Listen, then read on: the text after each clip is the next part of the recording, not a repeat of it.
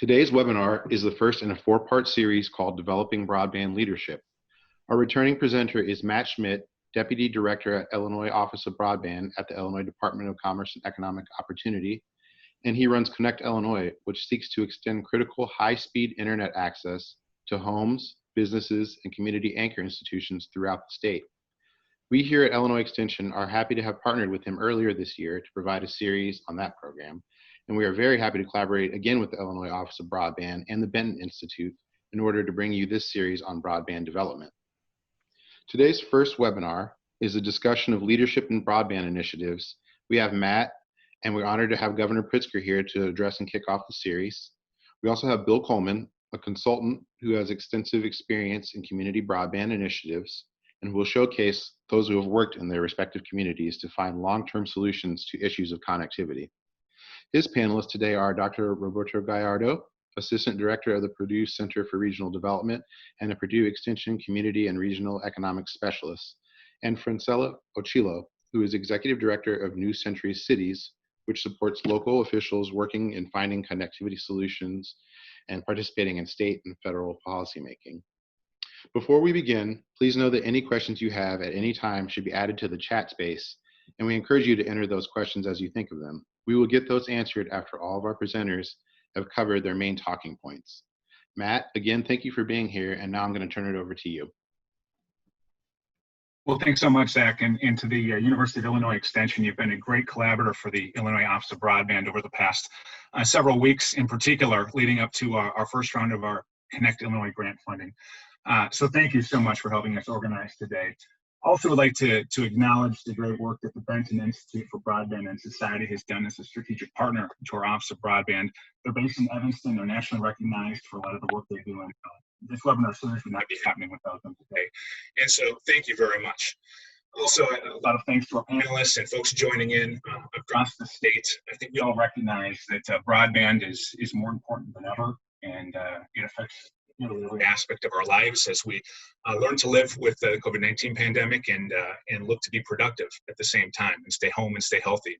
And so as we dig into looking at what broadband can be used for and how it can help us in the weeks and months ahead, we wanted to take a moment to reach out and reconvene this webinar series. And again, with the help of Illinois Extension and with the Benton Institute, we've been able to put together an incredible curriculum that pairs local and state leadership with national experts who are truly the leaders in their field.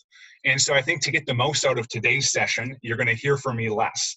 And so if you listen to our last webinar series, 4 parts, I think you put up with me for 4 hours.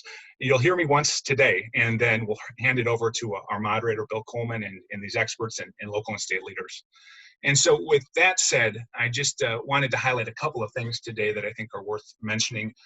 First of all, we are in the midst of reviewing a great round of applications for our first round of the Connect Illinois grant program.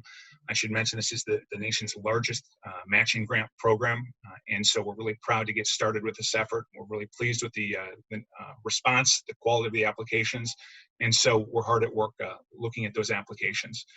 We also have some great news to announce today that adds tremendous value to that infrastructure grant program, and that's our Illinois Connected Communities grant program. That notice of funding opportunity will be posting later today. And even though this webinar is not devoted to understanding that NOFO in detail, I just wanted to point folks to that direction. We'll have a lot of information on that on our Connect Illinois website. And again, the Illinois Connected Communities Grant Program, it seeks to provide qualified Illinois communities with resources and programming to engage in community broadband planning and capacity building for improved broadband access, adoption, and utilization. And we've recognized over the last several months of our work as we've ramped up the Office of Broadband that there's a tremendous amount of interest in broadband, better understanding how it can impact our lives for productive ends in remote learning or telehealth or working from home, just staying connected. And so we wanted to put in place a resource for communities that know they need to be better educated, better informed, savvier when it comes to identifying what their broadband vision might be and taking steps to realize it. And so take a look at that. But again, that's not the focus of our webinar series today. So with that said, I would like to make an introduction. Governor Pritzker has joined us today, and Governor, it has been an absolute pleasure working with you, I think since last September when I joined the team, but these efforts were underway long before that. And I think that you look at what Illinois is doing in broadband under your leadership and how we've been able to put a broadband advisory council together and dig deep into the issues related to broadband. I can't help but think of Illinois as being a leader when it comes to state broadband and you being a leading governor on broadband. And so we're pleased that you're able to join us today. And as I had mentioned at the outset, we want to hear less of me and more from others. And so with that said, I'd like to hand it over to the governor. Governor J.B. Pritzker, thank you for joining us. So thanks so much for the introduction. I especially want to thank Matt for his leadership in helping us develop our broadband program for the state of Illinois. And I know that we're going to be able to achieve really great heights as a result of the work that not only Matt is doing, but so many people who are engaged in this broadband effort, and to many of you on the line, and of course the panelists that are going to be helpful today. Let me just begin by reminding everybody that, before I became governor, I was in the tech business. And so broadband connectivity always has been important to me. And that's why when we were putting together a major capital program for the state, I really started with the idea that investing in infrastructure in the 21st century means that everybody in the state, every business, every family, every home, every community needs to have high-speed broadband internet. And so that's why we launched the Connect Illinois Broadband Grant Program. It's the country's largest state-driven matching grant program. The first round of grants, of course, closed last month, but we're hoping to announce awardees in the early summer and open another round of funding, as Matt has suggested. To maximize the program's impact, we want investment to reflect our community's needs and vision. And this is really especially true in the context of COVID-19. Recently, the Illinois Board of Higher Education, along with the Illinois State Board of Education, the Department of Commerce and Economic Opportunity, the Department of Innovation and Technology, the Illinois State Library, and the Illinois Community College Board, developed together a Wi-Fi hotspot map to help students participate in e-learning. And that's exactly the kind of thinking that we want to bring to this entire broadband effort. Innovation is hugely important to me. It's hugely important to the future of the state. And as we're implementing broadband in Illinois, I hope that many innovative ideas will be brought to the fore to help us accomplish our goals. We want to think big on all broadband opportunities, from telework to telehealth to remote learning. But not all communities are on equal footing when it comes to thinking about, the planning and the actions that are necessary in the pursuit of better broadband. So this broadband leadership webinar series is designed to help communities build capacity toward realizing their broadband potential in terms of just getting the access that they need and leveraging the information they need. So my administration is committed to positioning all of our communities for success when it comes to broadband access. And I want to just especially call out that we're talking about, communities in the state often that have really never had broadband. In some areas where even in an urban area, there are communities within the urban areas that have been left out of broadband. And so we want everybody included here. And as Matt mentioned, today we're excited to announce the publication of the Illinois Connected Communities Grant Program, which will build on this webinar series to help communities, again, to think and plan and act toward better broadband access and digital equity. So I just want to conclude by saying thank you to everybody for your participation, for your engagement, for your ideas, and for being on this webinar. It's exciting for me to be a part of something that's going to, I think, transform the lives of people all across our state make this one of the best states in the nation for broadband access and high-speed access. And so once again, thanks to Matt, thanks to all of you, and I look forward to working with you in the months and years to come. Thank you so much, Governor. We really appreciate your time today and your leadership on broadband, of course. So I have the distinct pleasure, folks, of introducing two people I have great respect for. Next up, our moderator for this webinar series. So you have an improvement. This will be the last time you hear from me, I promise. We have Bill Coleman joining us from Minnesota. He is the owner of the Community Technology Advisors Group, and also has been instrumental in a lot of the community planning and capacity building efforts central to Minnesota's progress on the broadband front. Particularly with his involvement with the Blandin Foundation and its Blandin Broadband Communities program. And so we're thrilled to have Bill today, and you're going to hear his voice often in the Wednesdays to come over the course of the next 4 weeks. With that said, I could say so much more, Bill, but I'd like to turn it over to you, sir. Thank you, Matt. Hello. It was great to have the governor participate today. That really demonstrates how important this issue is to the future of Illinois communities and families. Broadband, now more than ever, is today's topic. A simple statement that's proving true in almost every home across the nation. Those with subscriptions to high-quality internet have the opportunity now to work from home, learn from home, be entertained at home, and maintain social connections from home. For those who are unconnected, the challenge is now even greater than before. Some lack any broadband internet choices. Broadband is simply not available where they live.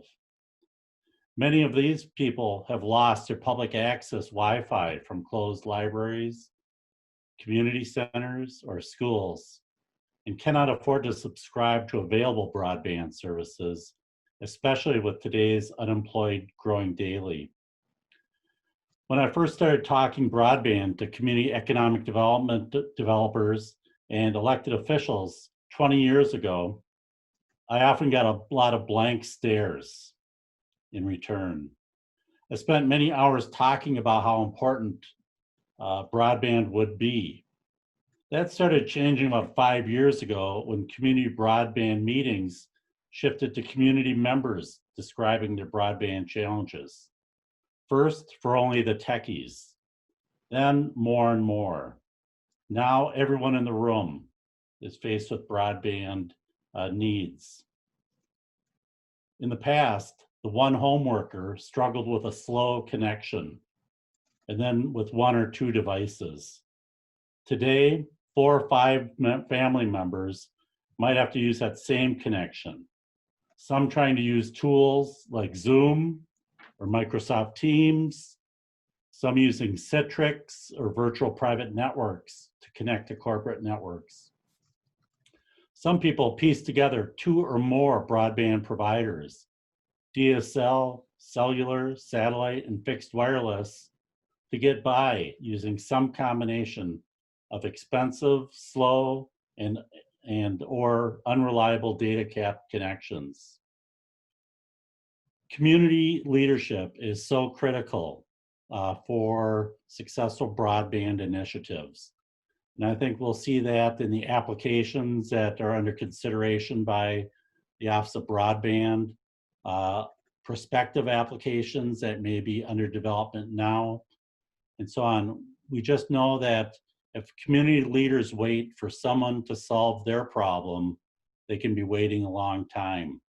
And so a community has many roles in trying to spur the development of broadband. And we'll hear about those through this webinar series. We've got a great 4 webinar series lined up coming in the next month, and we hope that you join us for all 4. Today, to start this webinar series, we have a great panel of speakers. Roberto Gallardo of Purdue University will talk about the state of broadband in the state of Illinois and the relationship of being connected and community prosperity. He's also the author of the book, Responsive Countryside, The Digital Age in Rural Communities, which highlights a 21st century community development model that helps rural communities transition to, plan for, and prosper in the digital age. And I bet the lessons in that book apply not only to rural communities, but urban neighborhoods as well. Welcome and thank you, Roberto. I'm going to get your slides up here now. One moment. Thank you, Bill. I hope everybody can hear me okay. It's a pleasure to be here remotely presenting to you. I was in Illinois right before the COVID thing limited travel, so I'm excited to be talking to this similar audience again. Let me know when the slides are up, Bill. I can't see, so. Yeah, I'm just get those.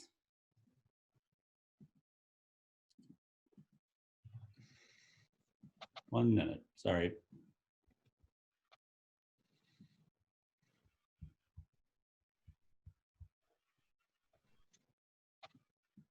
All right, now it's messing with me there. 1 second. Oh.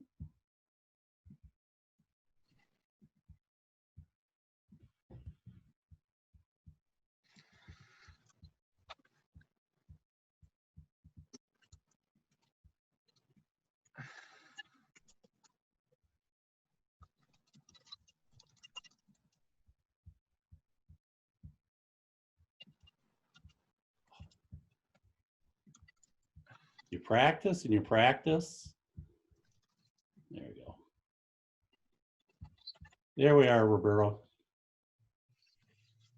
Okay, thank you. So I'm going to share with you some data to kind of set the stage. I think, again, COVID is showing clearly how important broadband is.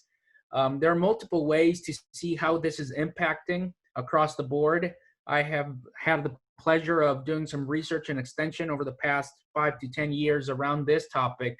So it's showing good stuff. So what I'm going to start with right now is I'm going to share with you some trends and stats for Illinois. Please don't shoot the messenger. The form we use is form FCC form 477, not to get too technical, but it's known that this form overestimates the coverage. Regardless, it's the only thing we have. And I have seen it works. It does set the stage for meaningful conversations and so forth. So I divided the state into 4 categories of census tracts: urban, mostly rural. So that's going to be the first half of the typology here. You can see here, dark gray is urban, dark green is rural. This is over time from 2014 through 2018. You can see the average advertised download speed. And you can see that a dark gray went up. Most all bars really went up over time. However, the gap between urban and rural continues. As of 2018, the average advertised download speed was 327 megabits per second in urban areas or urban tracts or neighborhoods, compared to 118. Now, if we're going to talk about prosperity, and we need to realize that if some areas do not have adequate infrastructure, they cannot compete. They cannot be part of this now recovery. So it's important to keep in mind. Next, please. Next slide. You will see the one back, Bill. We're missing. Oh, I didn't change the title. This one is advertised upload speeds by census tract. Notice it's at the same scale. So download speeds is tremendously higher compared to upload speeds. Here we see again, dark gray has a little bit better advertised upload speed on average than do rural counties or rural neighborhoods. Now, I left it on the same scale on purpose so you could see that these speeds are not symmetrical at all. And as we now are discovering, upload speeds are becoming very important as well, right? If we're going to have multiple video conferencing and doing some other stuff, these require a decent upload speed. So on top of the difference between urban and rural when it comes to speeds, we're looking at an across the board asymmetrical situation that we need to keep in the back of our minds. Next slide, please, Bill. This one shows the percent of housing units, again, using our same typology, that only had access to fixed broadband, meaning does not include cellular or does not include satellite. Fixed access to only up to 10.1, meaning they had access up to 10.1 advertised, but they didn't have anything else. Now you can see that over time, this number has been going down slightly, again, between 2014 and 2018, yet as of 2018, only 0.4% of housing units in urban neighborhoods had access to only 10.1, compared to almost a third of rural. So again, you start to see these differences. Next, please.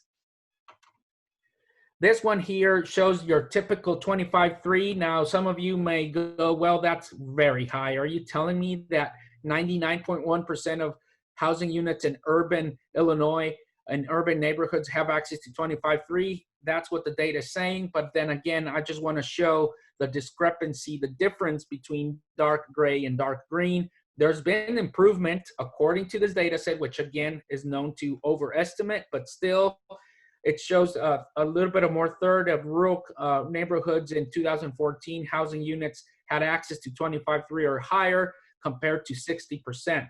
However, urban areas have almost 100%. So again, that's kind of something we've got to keep in mind. Next, please. I've added 120 because many states are using this as their new, regardless of what the FCC defines as broadband, which is actually 25.3.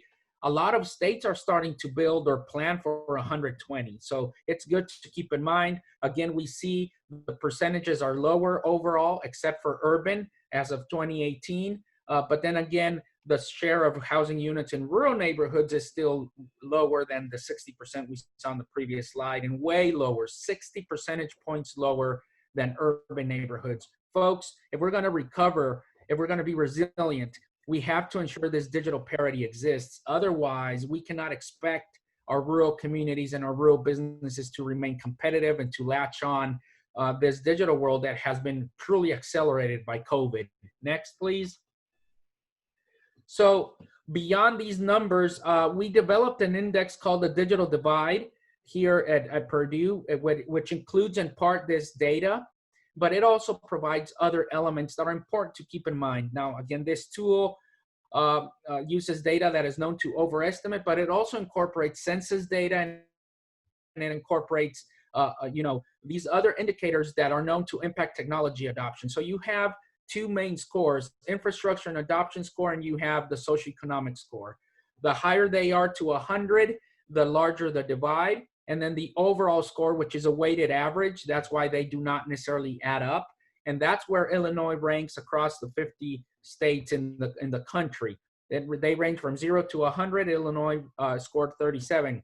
This one is important because it lets you kind of visually see that, for example, a little bit more than 10% of homes in Illinois did not have a computing device. That affects technology use. That affects that situation. We also saw that almost 15% of the population were ages 65 and older. This doesn't mean they will never use technology. It just means that you have to be mindful that perhaps more literacy, more skills are needed, more awareness. So this kind of shows you what's going on. We have these at the county level as well, and they've shown to jumpstart important conversations and increase awareness. You can find more information there at the website at the bottom. Again, it has proven very useful for conversation. So we divided census tracts in Illinois based on their quintiles or 5 equal groups using the DDI. And so next I'm going to present a couple of socioeconomic demographics variables. Here we see race and percent race ethnicity by DDI quintiles. Over to your left, you have overall Illinois, the breakdown as of 2018 according to the ACS. And then you start with the lowest DDI, and then you go up to the highest DDI. You see the share of white, non-Hispanic decreases as the divide increases, and the share of minorities, meaning all those bars that are not blue, increase as the divide increases. I'm not saying one leads to the other or vice versa. I'm just saying that a larger portion of minorities live in neighborhoods that have a higher divide as measured by this index. Next. Here we have educational attainment. Again, Illinois on your left is kind of the overall breakdown of those ages 25 and over. About a third of Illinois residents had a bachelor's degree, of population 25 and over. But notice that orange bar, again, as you move into a higher divide, you see a lower educational attainment, at least by bachelor's degree. This is a very, it's not fair in a way, because you're not only are they on the infrastructure side being left out, but also on the education attainment, those that are there cannot really fully maximize in this digital age. And those that do not have such a high education attainment, they still need the internet to learn skills, apply for jobs, etc. Next, please. Here we have households by income. And again, DDI quintile, Illinois over there to your left, and then the highest DDI on the right. The orange line shows the share of homes that had 75,000 or more per year as of 2018. Again, you can see almost 2/3 of those in the lowest digital divide had $75,000 or more, the share of homes. And as you move to the right, that that light orange becomes lower, the share, while the blue becomes higher, and the blue is less than 35,000. Again, those poor neighborhoods are on the wrong side of the divide per this index. Next, please. And finally, we're talking about remote work. Everybody has been asked, if your job allows it, go work remotely. Well, what happens if you don't have the connectivity, right? And so here it shows, again, workers working from home. The share of workers in Illinois was a little bit shy of 5% pre-COVID. Okay, this is 2018. But then you see, as expected, that those in the lowest divide had a higher share of those working from home compared to those in the highest divide. So there is some good news to all this. There's a lot of opportunity to really kind of level the playing field, the digital playing field, if we want to ensure that we recover in a sustainable and equitable way. Back to you, Bill.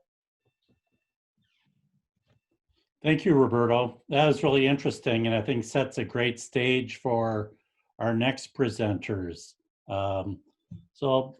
Upcoming next is Francella Ochillo and her guests. They'll share their stories of how communities are working to ensure their broadband future. Francella is the Executive Director of Next Century Cities, a nonprofit organization that works to ensure that every American has access to reliable, affordable broadband. Her organization supports local officials working to find community solutions and advocates for them to have a voice in state and federal policy making.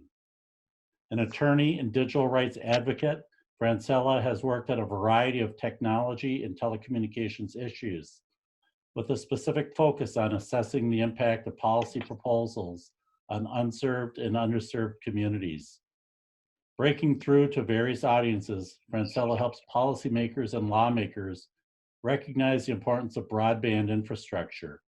She is committed to creating opportunities for local leaders to participate in a national dialogue about how to connect every resident in every community. As an aside, I highly recommend the community resource materials available on the Next Century Cities website. Easy to use, easy to read, and fun stories in those. Francella has brought guests from 3 Illinois communities today: Brandon Adams, a Jacksonville City Alderman, Mark Lathan, a City Manager of Highland, and Stephen Mitchell, Economic Development Manager for Carbondale. Welcome, Francella. Thank you so much, Bill, and thank you so much to all of the people who put this conversation together, including Benton, who've been relentless advocates in making sure that everyone can have access. As Bill mentioned, my name is Francella Ochillo. I am Executive Director of Next Century Cities, and our goal is simple: just to make sure that we support local officials' efforts to connect every resident in every community. Today, we're really lucky to actually be able to hear directly from local officials in their own words, in their own community stories. But I do want to start by telling a little bit about our organization and the work that we do based here in DC.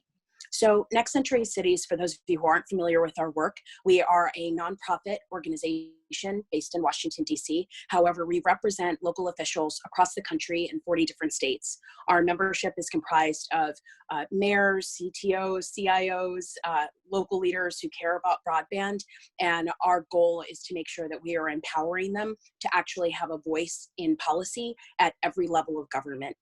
One of the things that we do in working in coalition is trying to make sure that we are matching success stories and municipal partners. So as Bill mentioned, the Broadband Toolkit that you can find on our website is a really beautiful collection of not only success stories, but actually telling the how to actually start a conversation about broadband and where do you find the resources. It doesn't matter which part of the conversation that you're in.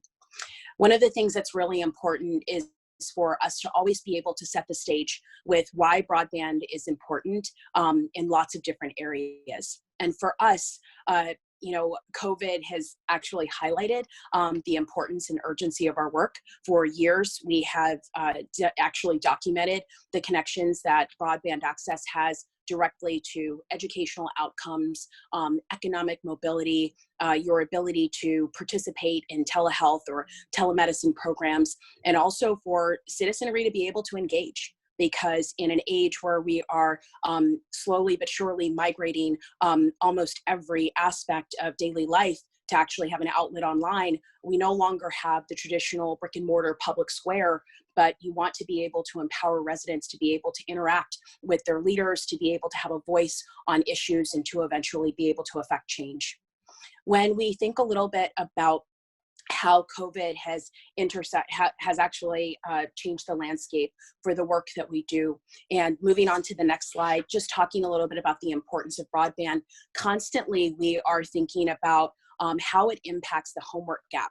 I think that a few months ago, had you brought up the homework gap, it was an issue that several organizations really got behind, and you'd hear it come up over and over again. But essentially, this was a problem where it was it's approximately 12 million students across the nation. And if it's not in my neighborhood, it's not really my problem. What COVID did to change that was that all of a sudden people who weren't thinking about the homework gap were inundated with these illustrations of students right in their own communities who did not have access to an equal education when they were forced to comply with stay-at-home orders. So while those estimates are at around 12 million, we actually know that it's millions more students who actually did not have the requisite high-speed connectivity to be able to continue learning programs from home. When we also think about how broadband access impacts economic mobility, it's really important to think carefully about the unemployment statistics right now. And the people who are hardest hit and really displaced from their current employment are people who are largely in goods and services economies. Maybe there were people who worked with their hands in brick and mortar places. They didn't have the options of working from home. And actually, I even think about a Washington Post article that followed Washington residents in a very poverty-stricken neighborhood in Washington, D.C. And the writer so poignantly said, when stay-at-home orders got put in place, those of us with access and means were able to work from home, while the rest of those people in our city went to work to keep the city running. And now what we know is that a lot of those people who've been displaced from that goods and services model, we're going to have to find a way to make room for them and to prepare them for a knowledge-based model. And so what does that mean? Because if we really think about how are we going to upskill and empower our workforce, that means that we're going to have to make sure that the people who are participating in that system actually have the requisite access to actually be employees and to learn and to really be able to valuably contribute to the economy. Also, when we think about how COVID has impacted telehealth and telemedicine programs, one thing I think is just a really important starting point is that those programs are only as good as the connectivity on both sides of that equation. So once now we've had years and millions of dollars of investment into making sure that healthcare facilities are able to connect with residents, connect with communities, set up systems. However, the problem that we see now is that a lot of the patients, when they go home, don't have the requisite connectivity to actually participate. They can't open an x-ray on their cell phone. They can't necessarily get the same level of, whether it's video service or diagnosis, they don't have the reliable connectivity to be able to participate. So while it's good intentions to set up those types of programs, we really need to think about, do the people in the communities that need it the most have the requisite connectivity to be able to take advantage of them? There are a couple of things that I want to tease out of Roberto's brilliant presentation on the data, because that is really important, that we start with all have the same landscape as to who is disconnected. And I think that it's really important when we're thinking about the scope. In the United States, we know by the FCC's estimates that we know at least 18 to 20 million people do not have the requisite access to broadband. We know that they don't necessarily we know that they don't necessarily have the high-speed connectivity to be able to do video conferences, to be able to participate in online learning platforms. They simply don't have what they need to be able to function at home at a time when safety demands that. But when we know by private estimates, that number is actually closer to 160 million people. And what this has shown during the age of COVID is, when we really dial in on the numbers, if we're looking just at the numbers in Illinois, it's approximately 40% of Illinois residents are either struggling with access, struggling with affordability, or struggling with both. And that's really important that we actually set the stage with, it's not enough for us to get the actual nuts and bolts and wires into someone's neighborhood if they can't afford it.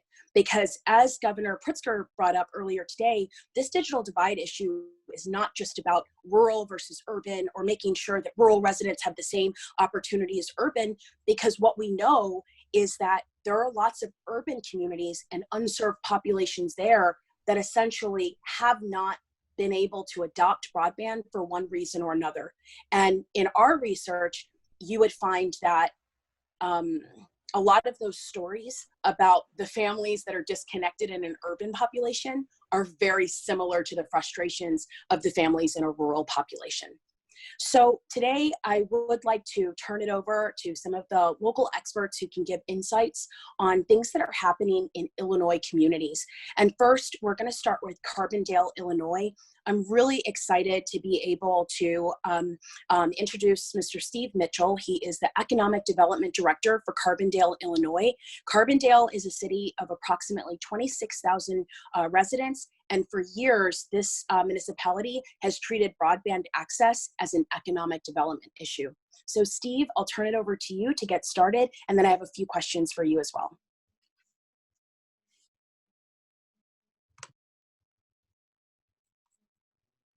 Great, thank you so much. The presentation so far has been right on target, absolutely. I have to tell you though, in regard to the digital divide, it's very much real in the city of Carbondale and Jackson County.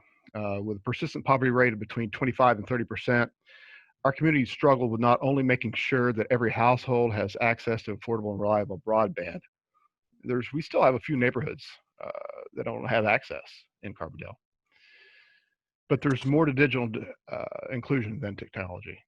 I believe that the problem is 10% technology and 90% sociology, because it's just as important as access is making sure the decision makers in those households understand the importance of broadband in their lives, as well as ensuring that they have access to the devices and skills to make the most of it. This combination of access to broadband, devices, and skill sets is something I prefer to call digital inclusion or digital equity. So if you've got any questions, I'd love to answer them. So I'm glad that you mentioned that there are still communities right now that are disconnected. I was listening to a hearing that's based here in Washington, D.C. that was a virtual hearing by Congress. And as they were going through, they were talking about how U.S. networks have had outstanding performance. People are more connected than ever. And I think that people would be surprised to know that as of May 2020, there are still large populations that have zero access at all. Can you tell us a little bit about how the digital divide has actually impacted segments of the Carbondale community? Absolutely. When the governor issued our stay-at-home order, we reached out immediately to our K through 12 superintendents to learn how the city could assist them with their distance learning programs. We learned that 40% of our K through 12 students did not have the capability to attend classes and do their schoolwork from home. The school districts and the community organizations that have been addressing those needs through after-school programs that provided access to technology needs for disadvantaged students. Overnight, that all changed. So what happened was the schools adapted by making hard copy or paper and pencil lessons available to students that needed them, as well as opening up their Wi-Fi networks to the public access. This allowed students to access the internet from parking lots outside the school buildings. But we also mapped out our public Wi-Fi networks in the community to assist with that. And we also made sure that anyone who needed it had access to the city's Wi-Fi network that we have downtown that's available for free. Does that help? Yeah, oh, definitely. And as I'm listening to your story, I think most people don't know, I actually went to law school in Illinois. I knew after my 7th winter in Chicago that it was time to go. And when I think about the idea of public Wi-Fi buses being a long-term solution, it just doesn't make sense to me, because I don't think people really think about what's going to happen in the winter. And so when you really think about what are the long-term solutions, what is it that your community would want people to know? And even if you have ideas about how we could actually come up with something sustainable to improve the situation. Well, I think it's a multi-part answer, frankly. First of all, is obviously technology. And that's first and foremost. We've seen our incumbent telco or telephone company file for bankruptcy. So they're still providing service, but and we still have really strong internet access through our cable provider, and we also have a private fiber company. But frankly, it goes a little bit beyond simply the technology. The decision makers, as I said earlier, have to have this at home. The folks who home are making the decisions have to have the awareness of the need for broadband, and they have to be able to have the devices and the skill sets. So I think access to technology goes hand in hand with training, awareness, and those kinds of issues. And Steve, if I could ask you just one more question. I know that back in 2013, Carbondale received a grant from the Illinois Jobs Now grant program, and that was to essentially invest in high-speed broadband infrastructure. Do you feel like that is something like how those funds would be used now? Now, knowing the impact of COVID, if you were to get that type of funding today, would you be focusing on the actual broadband access piece or investing that into broadband adoption? Well, yeah, I'm glad you brought that up. I do my homework. You do your homework. Holy cow. I sure do. Yeah, well, it just so happens I was actually involved in that. Before I took the job with the city, I was involved with a group called Connect SI, which is a regional economic development group that focused on the adoption of broadband throughout the region as a driver of economic development. And really very fortunate to be able to bring $1.5 million to the city of Carbondale to get some fiber in the downtown area. And we were super, super excited about that. If I could go back, turn the clock back, and what would I do differently?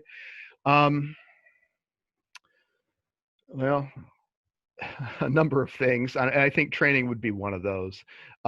Frankly, pre-COVID, we really need a community technology center that provides not only access to internet and computers, but to training, of all kinds, for students, for adults, for seniors, and that allows an equitable access to not only the technology but the skill set. I think that would probably be one of the main things I would look at as well. Well, thank you so much, Steve. And if you guys have questions for Steve, I actually have more questions for him, but I do want to introduce I do want to introduce local officials from Highland into this conversation. And I'm really excited today to have the city manager, Mr. Mark Latham, with us. The city of Highland is actually home to approximately 10,000 residents, and their municipal network actually helped lower the cost of broadband. So Mark, if you will tell us a little bit about your community.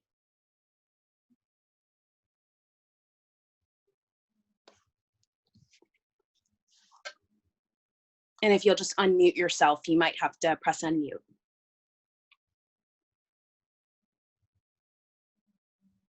As you mentioned before, we're a There you a town of a population of 10,000.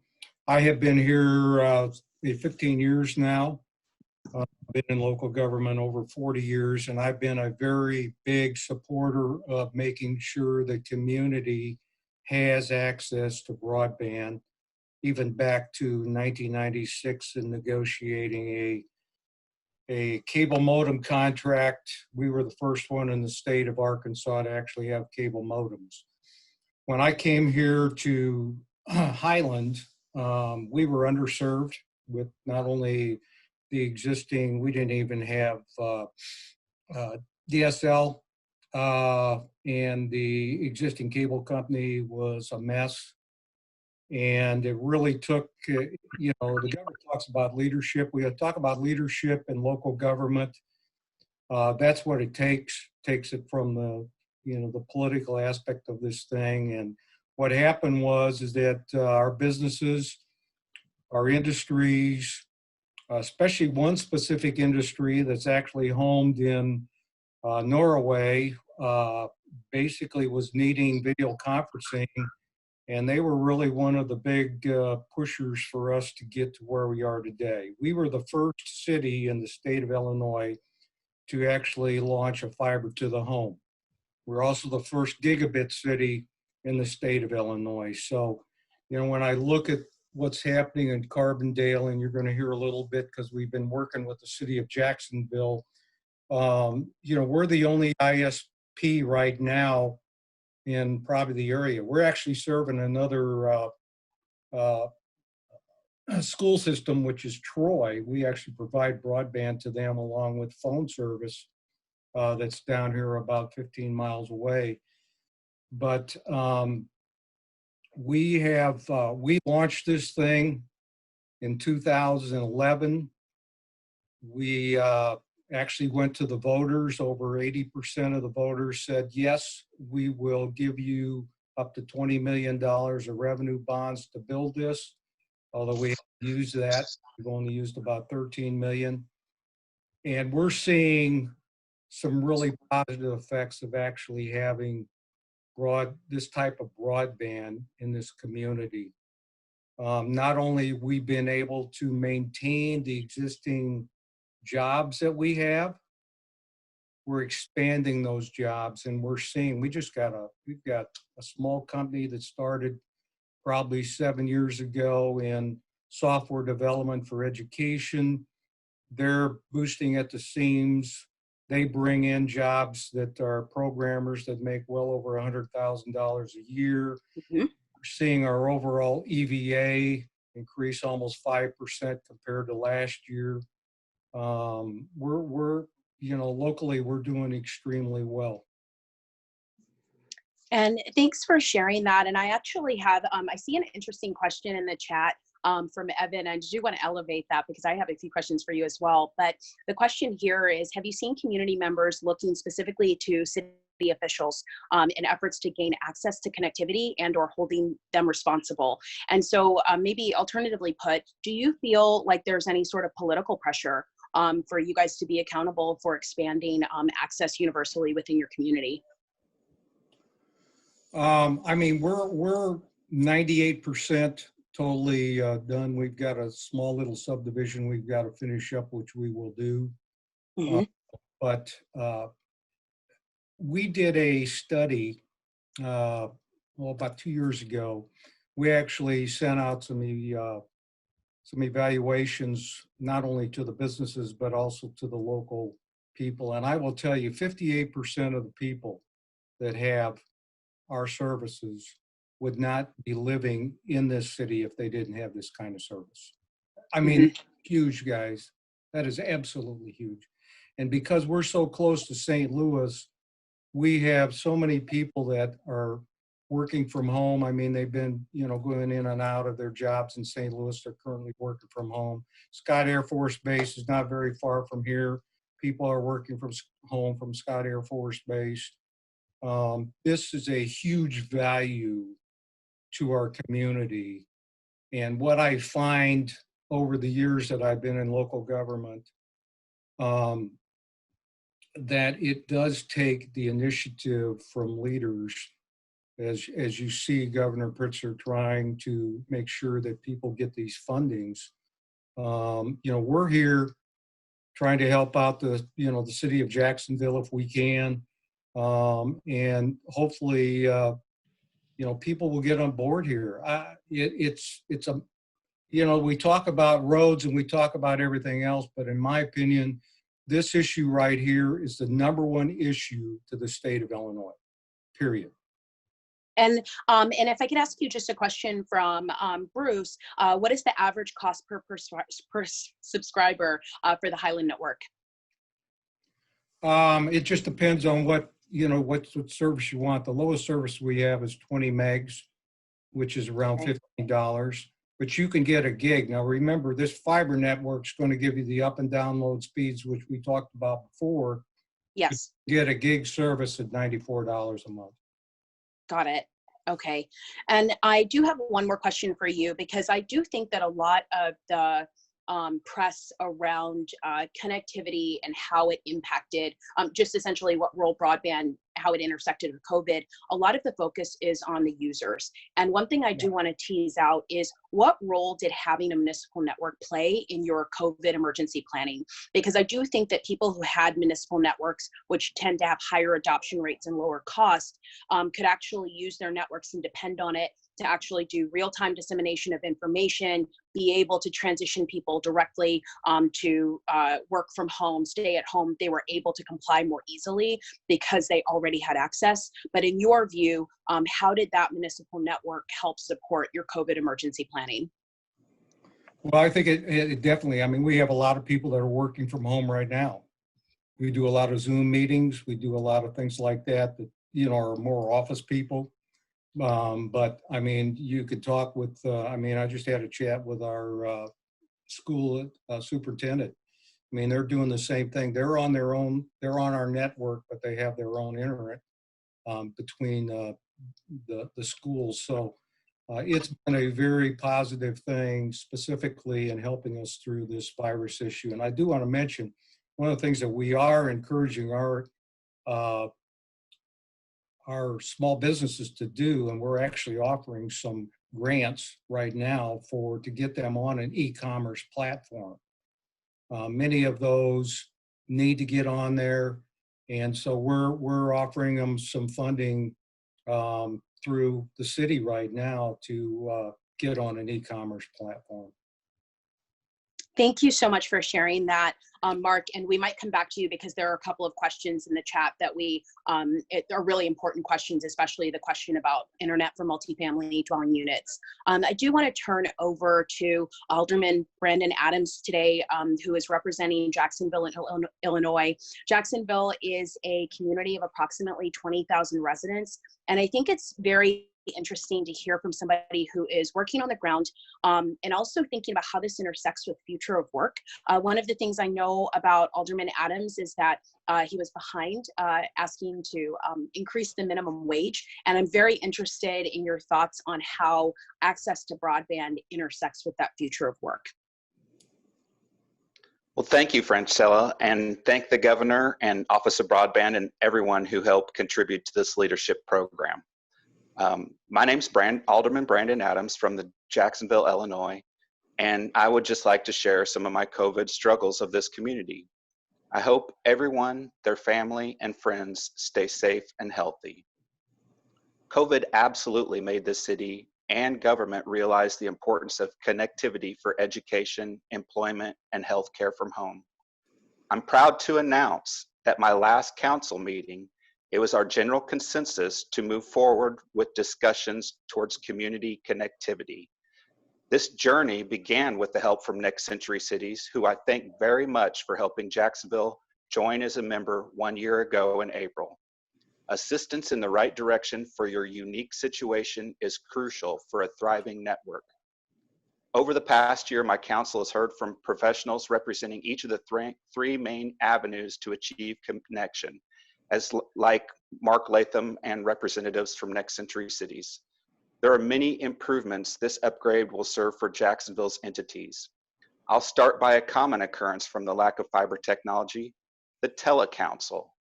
Every citizen and official should be able to join the council meeting by video or listen. Our COVID responders and emergency management would be able to convey the proper information to everyone instead of only the connected. Jacksonville's latest municipal improvement was our water plant, a 2-year-old architectural marvel that still lacks fiber infrastructure. Everyone here at this webinar has a school district or a college that is adapting to online learning. This is the new generation for schooling. Let's not leave out the unconnected. This year, Jacksonville just lost one of our 2 prestigious colleges. I wonder, would that have been the case if Jacksonville was already connected? Every small business is currently hurting, and the struggle is to provide more of their services online. This adaptation is stressful enough, let alone over 1 month's time and during a pandemic. I live in public housing with many retired, elderly, and the poor disabled like myself. I'm lucky the Morgan County Housing Authority provides free transportation to healthcare for the residents. I publicly commented to my housing board how fiber improvements could enhance public housing with small telemedicine office for this 200-unit property, simultaneously saving on transportation costs. Even with our new water plant, the public housing water bill for me is half the city's monthly minimum because it's a municipality. It's not if I can afford water, it's how can you get it to me where I can afford it. The same holds true with our fiber infrastructure. COVID has brought us to the point that broadband is no longer optional.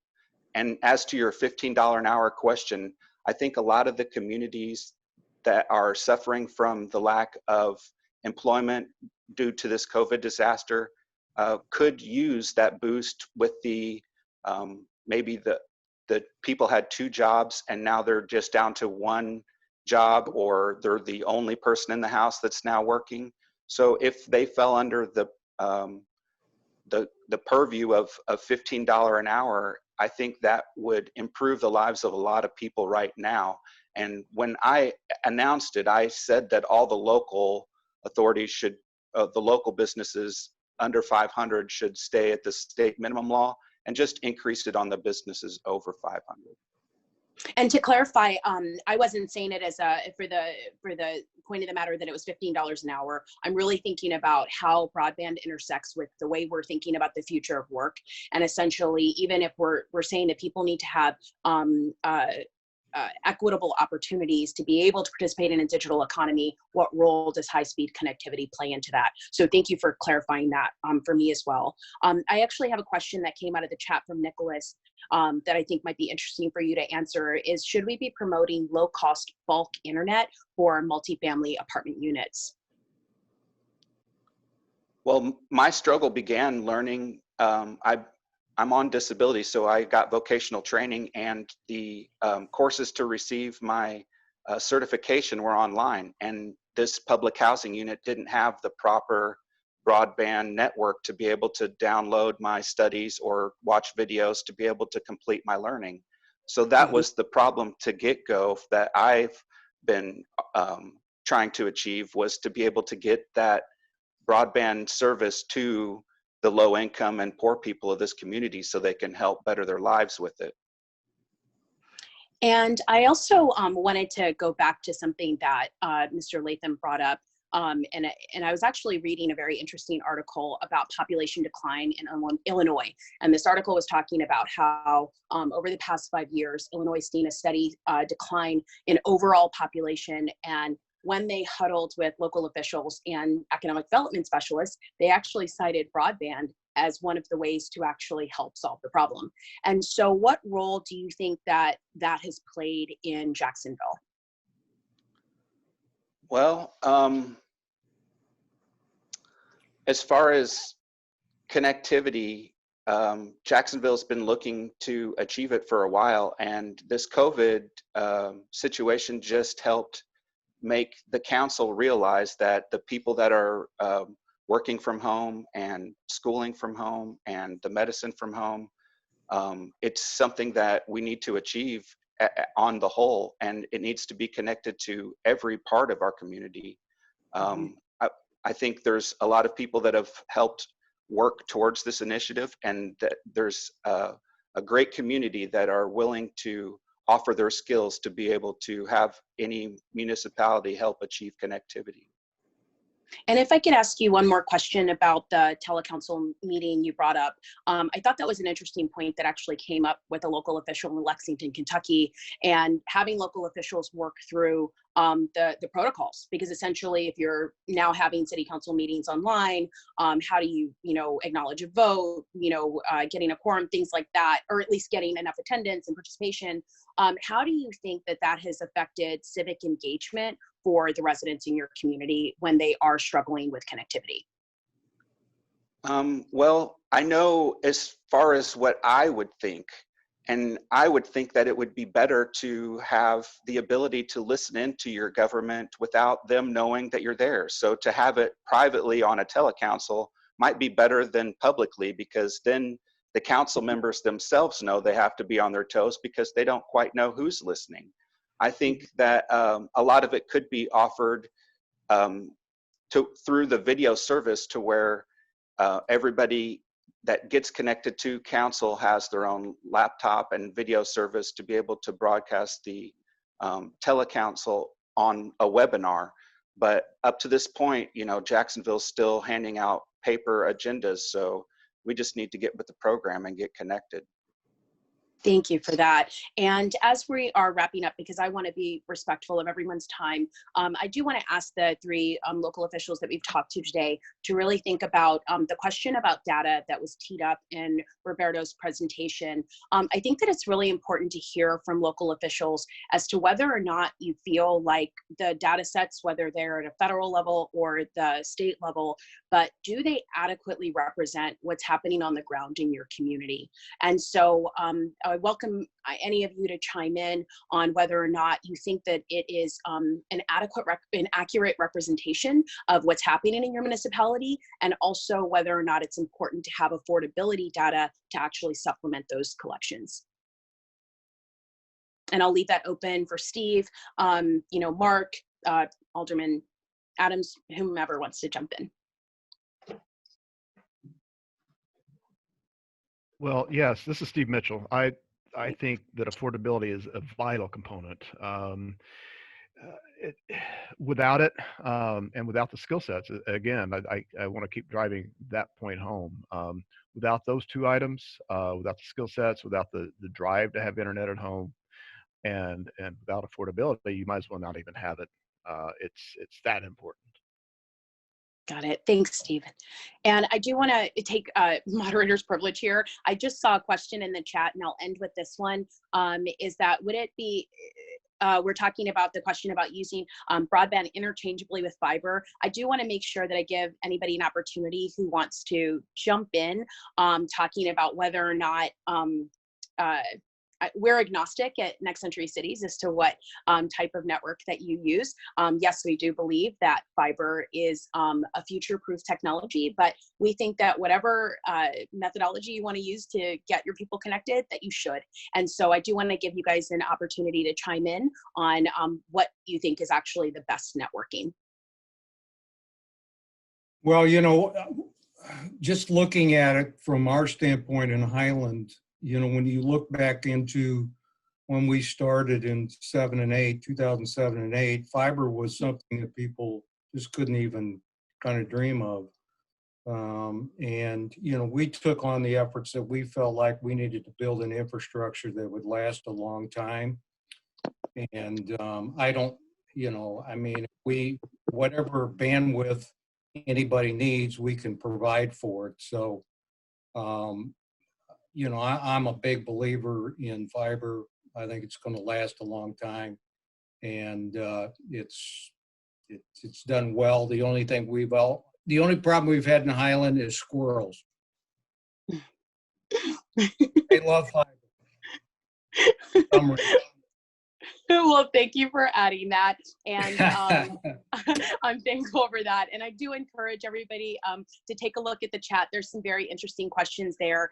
Again, I'm incredibly thankful that we actually get to hear from local officials in whatever platform possible. I always want to encourage people to speak up, because the policies that might be either interfering with or slowing down connectivity progress in your community, a lot of the times no one is speaking up to change it. And so if Next Century Cities can be an agent or provide a platform for that, that's exactly what we intend to do, because our work is to make sure that every resident in every single community can get connected. So again, I think all of the hands that put this program together, and I'm really just incredibly thankful that Next Century Cities could be a part of it. Thank you so much, Francella. Yeah, thanks to all our speakers. I think we could like to clear up and clean up some of the other questions that were remaining, if possible, if folks have time. That's great. So I'll kind of pose those, and speakers can feel free to chime in if they feel like they have a good answer. So first question is, I'm in a very rural area, Brown County, Illinois, where there is a large number of areas that do not have reception enough to get any type of signal for internet. So the question is, how do we start or begin the process of getting access to all of our areas? I'll jump in on this one. This is Bill Coleman. And I want to let you know that our webinar next week at this time is really about the community broadband development process. So that will give you great information about how to get organized. But really the critical first step is to find out who's really interested in trying to address this problem. And so whether that is a mayor or a county official or a school superintendent, I think schools are intensely focused now on this need for connectivity to every child's home. You know, though you need to gather the leadership group together to get that effort going. So that'd be the first step right after you watch that webinar next week.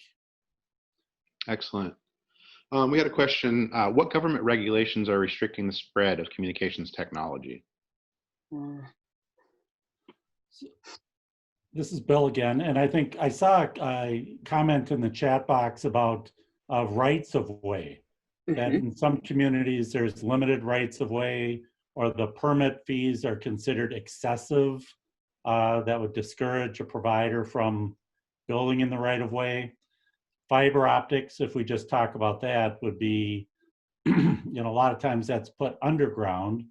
A lot of times it's put on existing telephone poles. And you think, well, that would be an easy step to do if they to get on the poles, but many times the poles are old, or there's dispute about ownership, and you have to move wires around on the poles to meet safety requirements and so on. So a lot of times it is cheaper to bury, but sometimes cities have existing regulations that discourage providers from doing that. I need to research in Illinois about any kind of requirements or restrictions. Some states are quite strict about essentially restricting municipal broadband development. Yes. North Carolina is kind of famous for that. Maybe Mark Lathan could really talk about any kind of barriers in Illinois law to broadband development. You know, it's interesting. Highland is the only one who actually has a state franchising agreement, you guys. And this is the other issue I think that a lot of cities end up struggling with is, and I don't know how many places I've been in where, you know, we start talking about broadband and all of a sudden the incumbent comes in and says, hey, you know, we'll do this for you. Well, that'll never happen, guys. They're not going to come in and build you a nice fiber network. And if they do, they're going to offer it into where the most expensive homes are. And the only reason we went with a franchise in Illinois was because we wanted to make sure that we could offer it to not only the places that have, you know, a $500,000 home, but also to, you know, we mentioned something, I think there was a question about what we're doing with, you know, some of the Section 8 housing. I will tell you right now, we've got 2 Section 8 housings going up, and we have put our services in those housing. So, you know, they're going to have the same access that anybody else has in the community.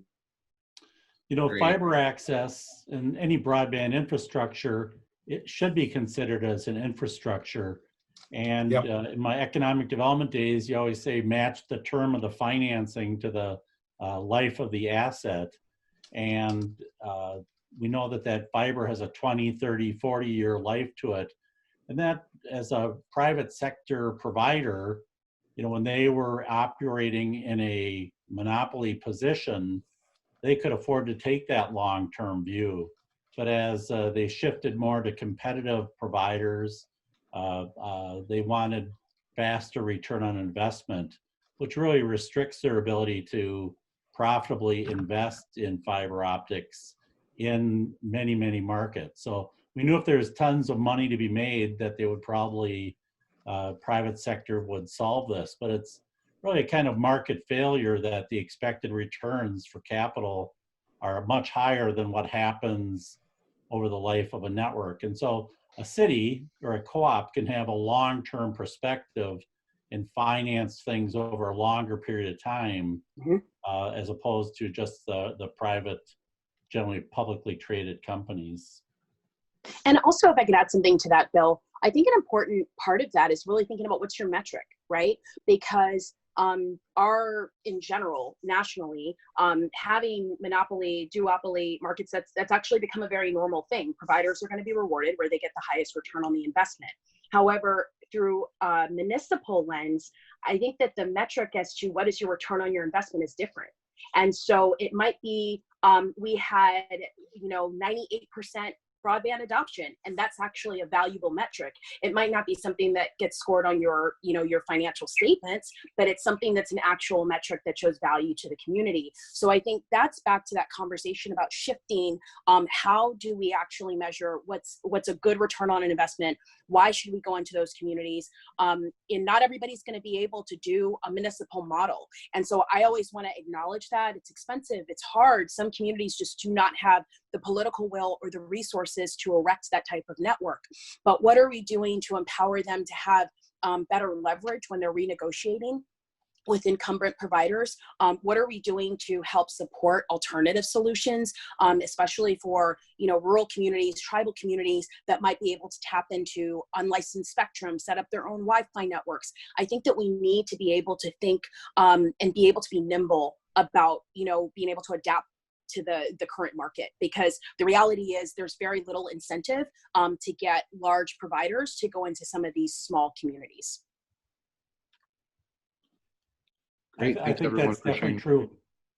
I'd like to talk to the affordability question because the chat box is full of that. And that's always a question. And I know here in Minnesota, we've had a governor's broadband task force, and affordability always comes up as an issue that they've really had a hard time coming up with real policies that can guide activity. We know that the affordability is really based on two things. One is the price, and one is the value. And so the price, of course, is whatever the provider, whoever that provider is, whether that's $19 or $99 for internet. And we know that the average, depending on where you live, the prices can vary that much for the same level of service. That's the price. And people say, well, I can't afford that. And that could be very true, that when people are deciding between rent or bags of groceries compared to an internet bill, that is a pretty easy choice to go for those requirements. At the same time, as we train people to make better use of the technology, the value increases, and therefore so does the affordability. So if people can make use of it to do, obviously for schoolwork, that's a huge thing. If you're having to load your kids into your probably fairly unreliable vehicle and drive someplace to get connected that uses gas and stresses people out to do that. The McDonald's or to a public access place, there's a price to that as well. So if you can help people increase the value by being able to work from home or to substitute internet services for a cable television bill, any number of things, you can make something more affordable. Yeah. At the same time, in Finland, they say that broadband connectivity is a human right. And so they make a lot of efforts at the government level to lower the price of service, to increase the availability to people. And we've seen some of that. A company like Comcast and other providers have some lifeline kind of services. And I know in the pandemic, Comcast has raised their speed from 10 megabits, I think, to 25 megabits, which becomes a more usable speed, especially when you think about the upload. Going from 1 megabit to 3 megabits helps with the zooming kind of activity. And so that, we're seeing schools in some places be involved in handing out Wi-Fi hotspots and so on to help people, especially now in this COVID era, to remain connected. But the numbers that we heard I saw some numbers in the chat box about 30-40% of families with kids in school in Chicago not being able to be connected, and especially now with the libraries and schools closed. And I agree with Francella about the idea of sitting in a car out in a parking lot. It's one thing to do that in Illinois or Southern Illinois.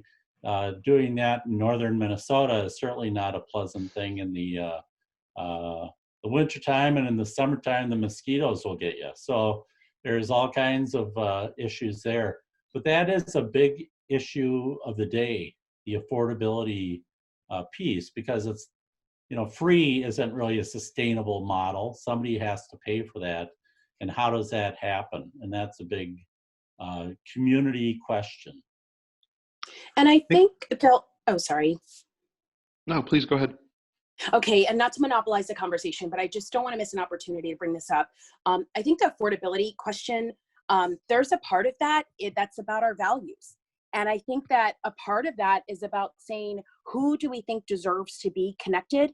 And essentially, even after we answer that question about who deserves to be connected, it's that we really have to acknowledge that there's a cost for people who are not connected. So I think for many years, our market has operated in this idea that if I get connected, I'm good, and we'll rely on the generosity of companies to have other side programs, or maybe the USF program. Maybe if you qualify for Lifeline and you're a low-income household, good for you. But what we know is that there are millions of people who might not qualify as low income, but can't afford to prioritize broadband over, their kids' soccer practice or other things, right? So there are those people that are in between. And as a society, we have to really acknowledge, what does it cost us to keep those people disconnected? And what are we willing to do to come up with some sort of universal program that includes them as well? And so does that mean that we're saying we want the government to be more involved in every single state model to make sure that every community gets connected? Or are we saying if we just acknowledge who's disconnected, then as an equitable issue, we start deciding where we need to invest money? And I think we're closer to the latter, but I just think in general, I think if nothing else, this is a moment that we all need to really do some hard thinking about who deserves to be connected and what are we willing to do and how are we willing to adjust in order to answer that question honestly. I'd like to call on Roberto to talk a little bit about digital inclusion strategies that they've been working on at Purdue. Oh, sure, Bill. So I see this as an extension. So from one extensionist to another, thank you for working on this and everybody involved. Yeah, we're trying to address this on multiple fronts. The data analyses, which you saw me present earlier, is critical. Although some data is not the best, but we have developed surveys that help measure digital inclusiveness in the broader sense, like like the other analysts, not only infrastructure, it's also skills, devices, and I would add mindset is also a key component to this. We're developing a couple of extension programs here and technical assistance, from State of Broadband reports to iFront Door, which helps communities proactively manage their online reputation. We've developed, we're about to launch a remote work certification. We're working on another digital skills badge component and digital inclusion planning period. I really want to give a shout out to a rural county. For those of you that are rural counties here in our audience, they developed a 5-year digital inclusion plan, and I think it's one of the first in Indiana, maybe the nation, that really looks at all components and to under community economic development. And as Bill has mentioned, time and time again, if digital exclusion is really the #1 threat to quality of life and community and economic development nowadays. So that's what I'm going to say from the extensionist hat. Sure. I'd like to pose this question because it's always good to hear the sort of nuts and bolts practical application of these concepts. So for Highland and Carbondale, which agencies did you work with to get the logistics completed, both on the economic side and then the installation and public right-of-way issues that were previously mentioned? Well, Zach, this is Highland. We own our own municipal electric system. We own all the poles, and right away. So that wasn't a big issue for us. I will tell you, we did have on the telephone aspect of it, the laws in Illinois are so antiquated that we had to actually work through that process. But we had nothing really holding us back except for on the phone issue. And from the Carbondale perspective, with that project in 2013, we worked with the local telco at the time.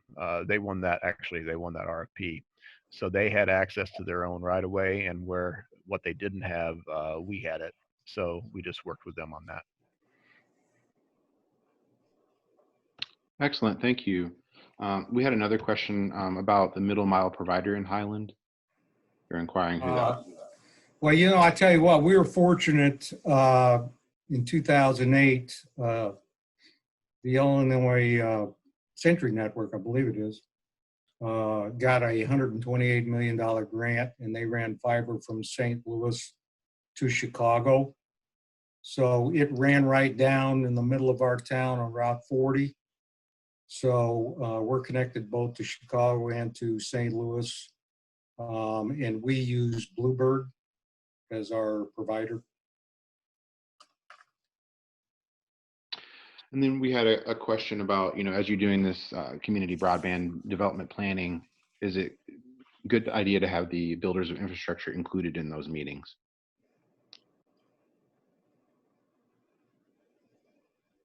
This is Bill. I think through the broadband development process, a big part of that is deciding who is your best provider or partner or set of partners to move forward on a project. And, to be a good project, there's kind of a good partner, there's kind of a list of criteria. And do your goals match up? And do you have a lot of trust? And they say projects move at the speed of trust. And so that's really important to look at prospective providers that are interested. I think there's, if you look around in Minnesota, most of those providers tend to be smaller. Many of them are cooperatives. They're more entrepreneurial. But we have seen instances where communities have partnered with larger Ma Bell type companies to get some things done that have worked out, and at least in the short term. And the real issue with some of the service delivery of some of these older, bigger providers is not that they don't know how to run networks, it's that their networks are simply worn out. And they can, on a bad network, not a very good provider, but they get a new network and the service is strong and reliable and even affordable. So that you really have to look at your criteria for what you're looking at in a partnership, and whether, you need to look at the ownership. And some communities want to own the network and then hire someone else out to run the network. Some communities want to own and run the network. And some communities don't really want to be involved much at all, besides maybe they do a financial grant or help do the market development work in advance to convince a competitive provider to come in and build in the marketplace. So there's a wide range of community roles in these broadband efforts. You just have to really figure out, politically, socially, economically, what's the best path for your community, and see if you can find the right set of partners to make that happen, including state governments and county tax dollars and whatever that might take. We'll cover that in depth next week. Great. My colleague Joseph was inquiring if there's any framework for broadband developed that can be modified for different contexts. So I guess, obviously there are different challenges with working with cities of different sizes and whether they're rural or urban. Is there any sort of overarching framework that can be modified for different contexts? I think if you go to there's a group called the Institute for Local Self-Reliance that has a lot of information about local ownership. If you go to the NTIA, the federal government website, they've got a lot of case studies of how broadband gets deployed. This morning I was working with the folks who are going to be on the presentation next week. It's kind of, the idea was there's not a single model, but there's lots of ways, lots of our existing case studies to look at to see what fits you and your providers, partners the best. Excellent. Someone inquired about public-private partnerships. Someone want to comment on that?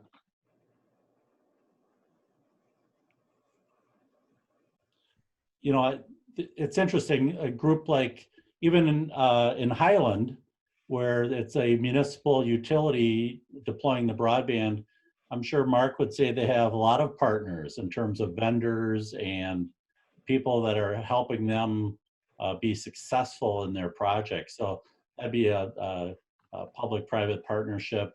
And then they really go the range of, on the ownership question, on the management, on the financial. In Minnesota, we have communities that have sold bonds, of which the provider then has agreed to pay the entire bond cost.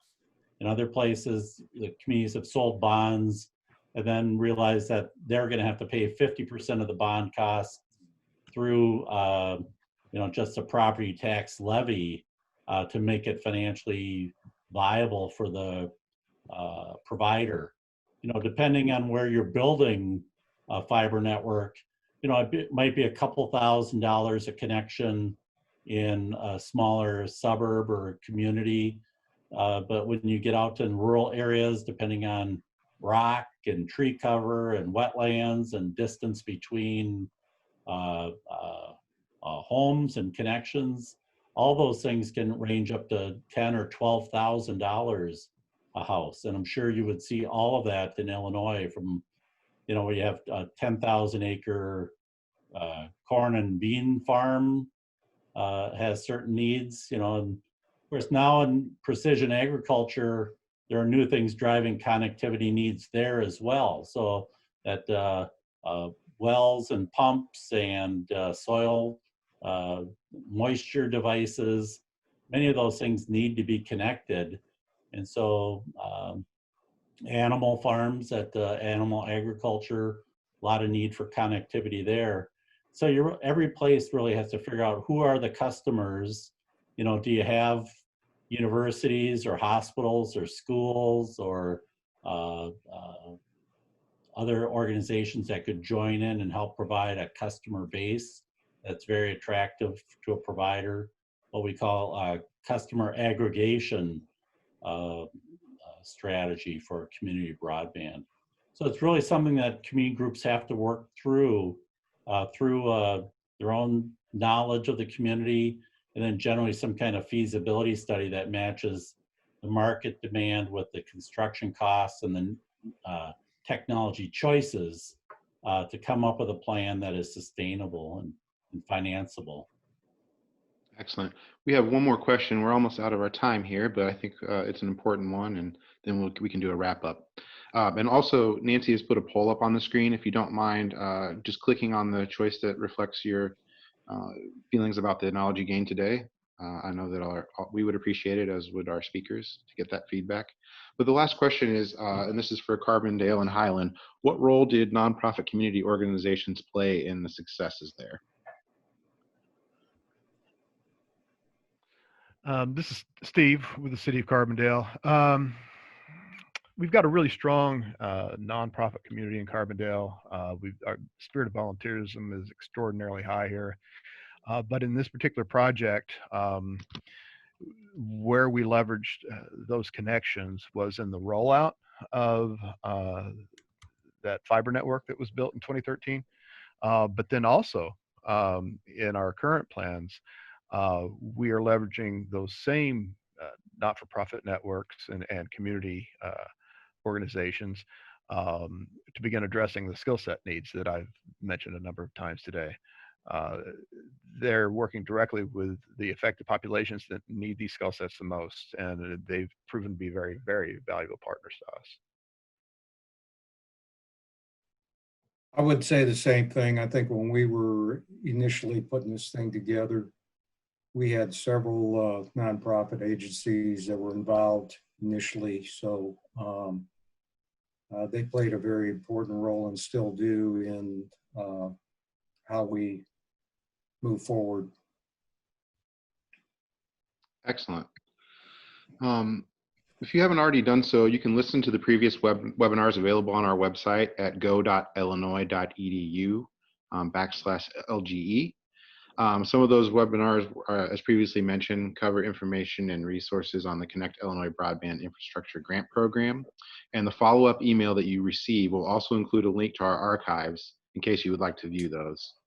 So you will get a recording link to this presentation as well as a link to our archives. So that can be shared with other folks who may be interested in hearing this information.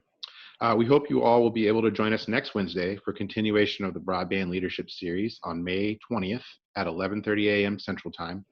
Part 2 of the series will focus on the community broadband development process, and we'll cover how to develop a shared community broadband vision that engages community leaders, residents, and broadband provider partners. You'll learn the basics of creating a community broadband strategic plan, from information gathering and analysis, assessment of existing services and community demand, to feasibility studies and project development. Thank you so much to our presenters, and again, thanks to everyone for participating in today's webinar. We hope to see you next week, and until then, take care and have a great rest of your day.